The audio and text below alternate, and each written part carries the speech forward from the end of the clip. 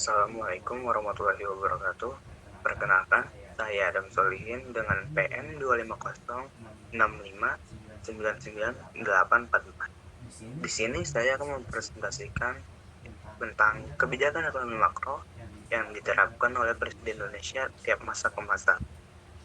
Ini adalah pembahasan akan dibahas yaitu kebijakan ekonomi makro yang digunakan oleh Presiden di Indonesia di setiap eranya dan juga persamaan dan perbedaan terkait kebijakannya.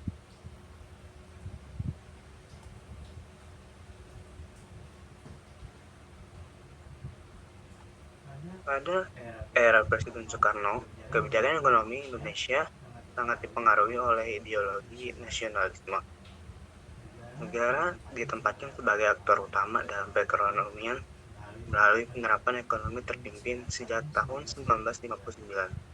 Maka strategis yang menonjol adalah nasionalisasi perusahaan asing pada periode 1957 sampai 1959 dengan tujuan menguasai sektor-sektor ekonomi strategis dan memperkuat kedaulatan nasional. Selain itu, pemerintah menyusun kebijakan terkait rencana pembangunan nasional semesta berencana sebagai bentuk perencanaan ekonomi terpusat.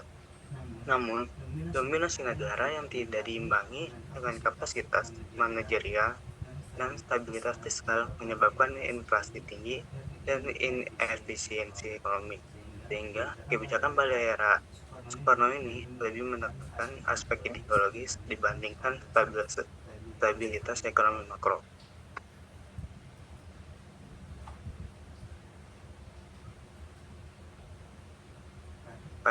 Memasuki era Presiden Soeharto, terjadi pergeseran besar dari ekonomi terpimpin menuju ekonomi pasar yang dikendalikan negara. Fokus utama kebijakan di era Soeharto adalah stabilisasi ekonomi, khususnya pengendalian inflasi dan pemulihan kepercayaan investor.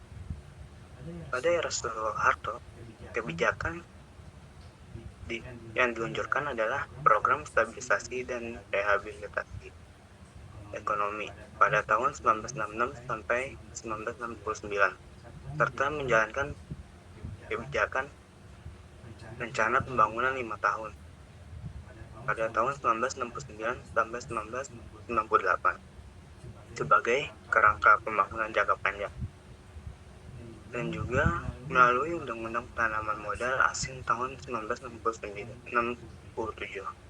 Indonesia membuka diri terhadap investasi asing untuk mendorong industrialisasi.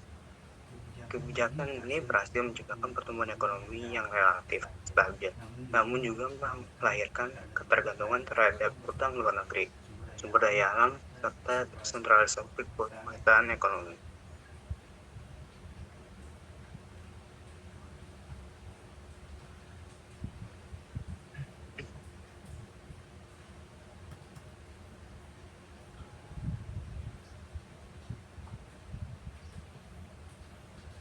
Pada era Presiden B.J. Habibie, yang dimana mengalami situasi krisis ekonomi pada tahun 1998 yang sangat berat.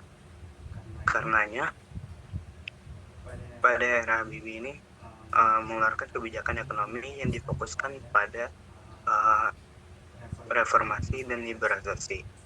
Langkah yang dilakukan adalah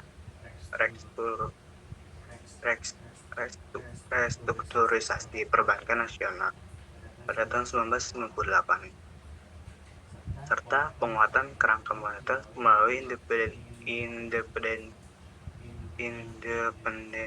Bank Indonesia berdasarkan Undang-Undang Nomor 23 Tahun 1999. Selain itu, B.J. Habibie mendorong pengembangan industri berbasis teknologi tinggi sebagai visi jangka panjang, meskipun realisasinya terbatas akibat kondisi krisis dan masa pemerintahan singkat.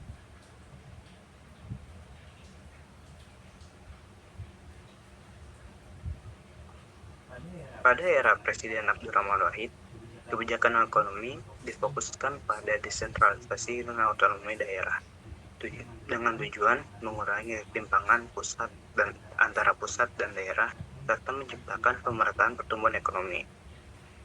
Melalui kebijakan-kebijakannya, yang pertama itu desentralisasi fiskal tahun 2001, pemerintah daerah memperoleh kewenangan lebih besar dalam mengelola anggaran. Selain itu, dilakukan restrukturisasi utang luar negeri dan penataan ulang atau reorientasi hubungan ekonomi internasional.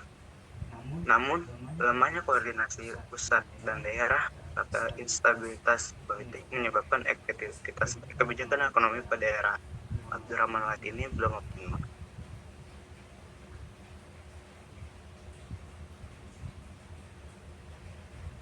Pada era Presiden Megawati, kebijakan difokuskan pada konsolidasi ekonomi pasca krisis moneter.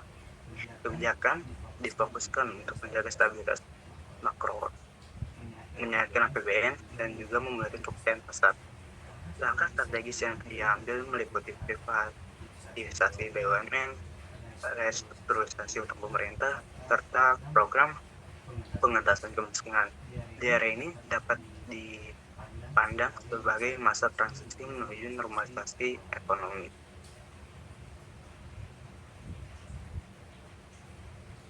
Pada era Presiden Susilo Bambang Yudhoyono, kebijakan ekonomi mengusung konsep pertumbuhan inklusif dengan prinsip pro-growth, pro-job, dan pro-poor. Pemerintah meluncurkan master plan yang bernama MP3EI, memberikan stimulus fiskal saat krisis global pada tahun 2009, serta memperluas program bantuan sosial.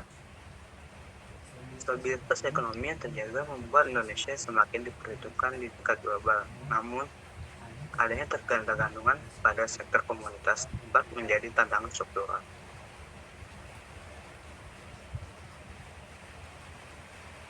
Pada era Presiden Jokowi Widodo, membawa paradigma pembangunan yang menekankan pembangunan infrastruktur dan transformasi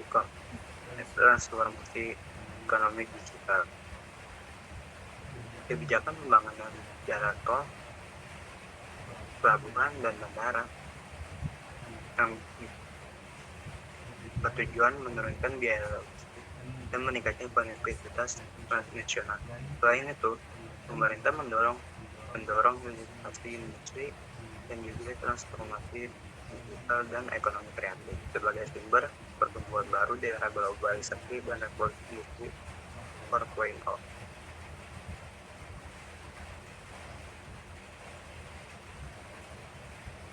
Secara umum, seluruh elemen kepentingan seperti dan dirinya memiliki beberapa persamaan, yaitu mendorong pertumbuhan ekonomi nasional, meningkatkan kesejahteraan masyarakat, dan juga menggunakan peran negara sebagai untuk menjaga stabilitas ekonomi.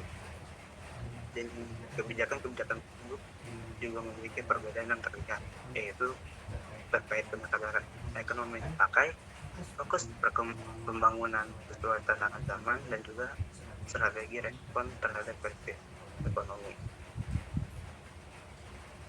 Kesimpulannya, kebijakan ekonomi Indonesia di setiap eranya bersifat evolutif dan juga adaptif. Setiap presiden menerapkan strategi yang berbeda sesuai konteks zaman, namun tetap memiliki tujuan utama, yaitu menciptakan pertumbuhan ekonomi yang stabil, berkelanjutan, dan berorientasi pada kesejahteraan rakyat. Sekian presentasi dari saya. Kurang lebihnya mohon maaf. Assalamualaikum warahmatullahi wabarakatuh.